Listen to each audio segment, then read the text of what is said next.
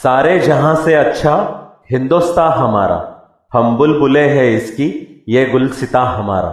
नमस्कार दोस्तों, आप सभी का स्टोरी ऑफ रियल ड्रीम्स में मैं युवराज गोरे स्वागत करता हूं। आप सभी को स्टोरी ऑफ रियल ड्रीम्स की ओर से 78वें स्वतंत्रता दिवस की हार्दिक शुभकामनाएं। आज हमारा पूरा देश स्वतंत्रता का जश्न बड़े ही शौक से मना रहा है और इसे इसी तरह से ही मनाया जाना चाहिए, क्योंकि यह वो क्षण है जिसे हम 1857 से 1947 तक हमारे आत्मा पर लगा गुलामी का एक धब्बा मानकर जी रहे थे, जिसे हमने आखिर गुलामी की जंजीरें तोड़कर हासिल किया है। स्वतंत्रता यह वही जोश है जो गुलामी के नीचे न जाने कब से दबा हुआ था। हमारा आजाद होना, यह बात अपने आप में एक कहानी बयां करता है, जिसमें ना जाने कितने बेबस मजबूर देशवासियों की और ना जाने कितने शूरवीर सेनानी और क्रांतिकारियों की कुर्बानियां शामिल है। हमारे देश की मिट्टी से न जाने कितने क्रांतिकारियों के लहू की खुशबू आती है। मेरे देश की मिट्टी भी न जाने कितने खून के आंसू रोई है जब उसके किसी देशभक्त बेटे के लहू के कतरे उसकी छाती पर पड़े हैं। शहादत का यह सफर बहुत ही दर्द भरा था। उसी शहादत के वजह से तो हम आजाद हैं। इतने लंबे अरसे के बाद भी वो शहादत का मंजर आज भी हर हिंदुस्तानी की आंखें नम किए बिना रुकता नहीं है। देश को आजाद करने के लिए देशवासियों ने बड़े बलिदान दिए। अंग्रेजों की लाठियां खाई तो सीने पर गोलियां भी झेली है। सरेआम फांसी का फंदा तक चूम लिया गया। महात्मा गांधी का अहिंसा का आंदोलन सबसे बड़ा हथियार बन के सामने आया। देश में एक बड़ा आंदोलन खड़ा हुआ। भारत छोड़ो का नारा पूरे देश में एक तूफान की तरह मंडराने लगा। इस तूफान में अंग्रेजों का हमें गुलाम रखने का सपना शीशे के महल के तरह टूट गया। जिन हाथों से अंग्रेजों ने हमारे हाथों में गुलामी की जंजीरें बांधी थी, उन्हीं हाथों से आजादी देने पर हमने उन्हें मजबूर कर दिया। हमारी गुलामी और आजादी एक प्रतीक है उस बात का, जब जब अन्याय अपनी सीमा लांघ देता है, तब तब यही अन्याय विद्रोह की आग में जलकर उससे आजादी की ज्वाला पैदा होती है। दोस्तों, एक कहावत है, कुछ पाने के लिए कुछ खोना भी पड़ता है। ठीक इसी तरह से हमने आजादी पाई है। न जाने कितने भगत सिंह, कितने चंद्रशेखर आजाद, कितने सुखदेव इस आजादी को पाने के लिए भरी जवानी में कुर्बान हो गए। वतन को ही अपना महबूब मानकर आखिरी सांस तक लड़ने वालों की उस समय कुछ भी कमी नहीं थी। ऐसे नौजवानों की कुर्बानियों के वजह से आज हमारे देश का युवा आजादी की सांस ले पा रहा है। हिंदुस्तान की आजादी में 1857 में मंगल पांडे जी ने की हुई बगावत से 1942 में महात्मा गांधी द्वारा किए गए बहुत सारे आंदोलन और साथ साथ देश में अलग अलग हिस्सों में जिन जिन क्रांतिकारियों ने किए हुए स्वतंत्रता के प्रयासों की बहुत अहम भूमिका है। इन्हीं प्रयासों के वजह से अंत में अंग्रेजों को घुटने टेकने में हिंदुस्तान ने मजबूर कर दिया और आखिरकार 15 अगस्त 1945 में हम पूरी तरह आजाद हुए।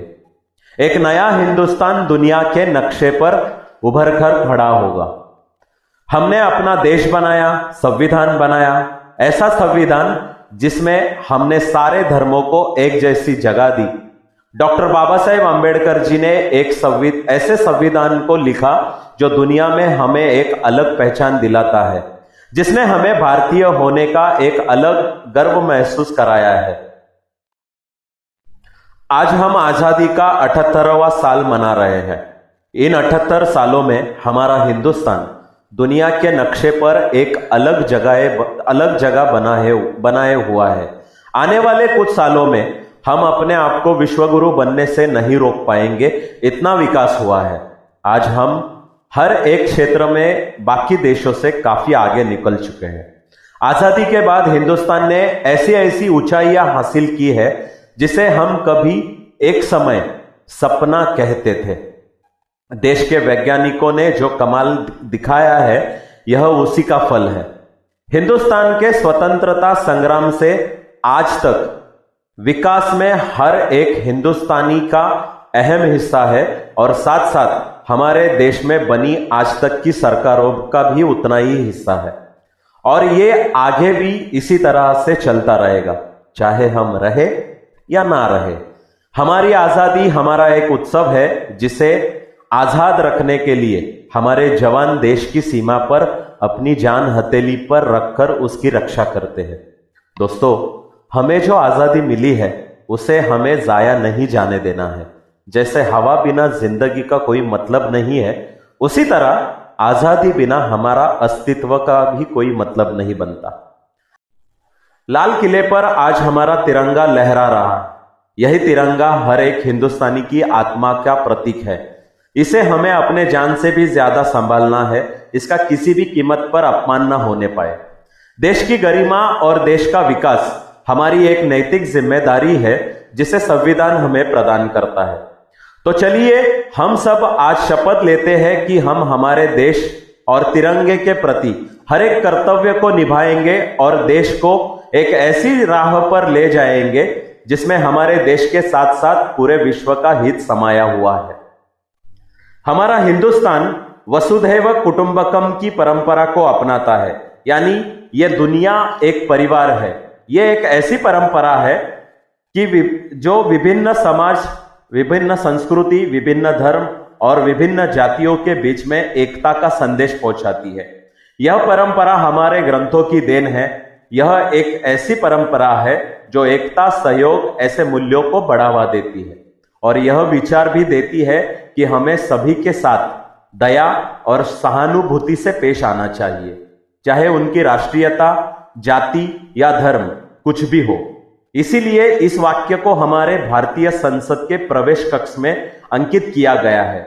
आचार्य विष्णु शर्मा रचित यह मंत्र हिंदुस्तान की ओर से पूरे विश्व को एक बहुत बड़ी देन है। हमारा हिंदुस्तान अपनी सदियों से चलती आ रही विश्व कल्याण की परंपरा और आज की वैज्ञानिकता, इन दोनों चीजों को एक साथ लेकर आगे बढ़ रहा है। हमें गर्व है हिंदुस्तानी होने पर। भले ही हमारा हिंदुस्तान अलग धर्मों को, अलग विचारधारा को, अलग परंपराओं को अपने आप में समाया हुआ है। साथियों, जब हम स्वतंत्रता दिवस मनाते हैं तो वास्तव में हम एक महान लोकतंत्र के नागरिक होने का उत्सव भी मनाते हैं। हम में से हर एक की अलग अलग पहचान है। जाति, धर्म, भाषा और क्षेत्र के अलावा हमारी कार्य क्षेत्र से जुड़ी पहचान भी होती है, लेकिन इन सबसे ऊपर हमारी सबकी एक पहचान एक समान है और वो है भारतीय नागरिक होना। यह ऐतिहासिक घटना उन लाखों लोगों का स्मारक है जिन्होंने स्वतंत्रता आंदोलन में अपने प्राणों की आहुति दी। साथियों, आखिर में इतना ही कहना चाहेंगे, स्वतंत्रता दिवस को उल्लास के साथ मनाते हुए हमें हमारे सांस्कृतिक और सामाजिक मूल्यों की रक्षा के लिए अपने कर्तव्य को भी याद रखना होगा। हमें संकल्प लेना होगा कि हम एक ऐसे सशक्त और समृद्ध भारत का निर्माण करेंगे जिसका सपना हमारे स्वतंत्रता सेनानियों ने देखा था। जाते जाते कवि श्यामलाल गुप्ता जी की कुछ पंक्तियां याद आती है जो हर वक्त हमें देशभक्ति की एक प्रेरणा देकर जाती है। विजयी विश्व तिरंगा प्यारा, झंडा ऊंचा रहे हमारा, सदा शक्ति बरसाने वाला, प्रेम सुधा सरसाने वाला, वीरों को हर्षाने वाला, मातृभूमि का तनमन सारा, झंडा ऊंचा रहे हमारा। साथियों, अब विदा लेते हैं। आपको हमारे सेगमेंट्स कैसे लगते हैं आप हमें कमेंट बॉक्स में जरूर बताएं। हमारे सारे सेगमेंट्स देखते रहे, उन्हें लाइक करते रहे। अगर आपने हमें अब तक सब्सक्राइब नहीं किया है तो जल्दी से जल्दी हमें सब्सक्राइब कीजिए ताकि हमारे वीडियोस आपको सबसे पहले देखने मिलेंगे। अब तक के सारे वीडियोस देखकर उन्हें लाइक और शेयर कीजिएगा। मिलते हैं अगले वीडियो में कुछ अलग कहानी के साथ। तब तक आप हमसे जुड़े रहिएगा। धन्यवाद। जय हिंद, जय भारत।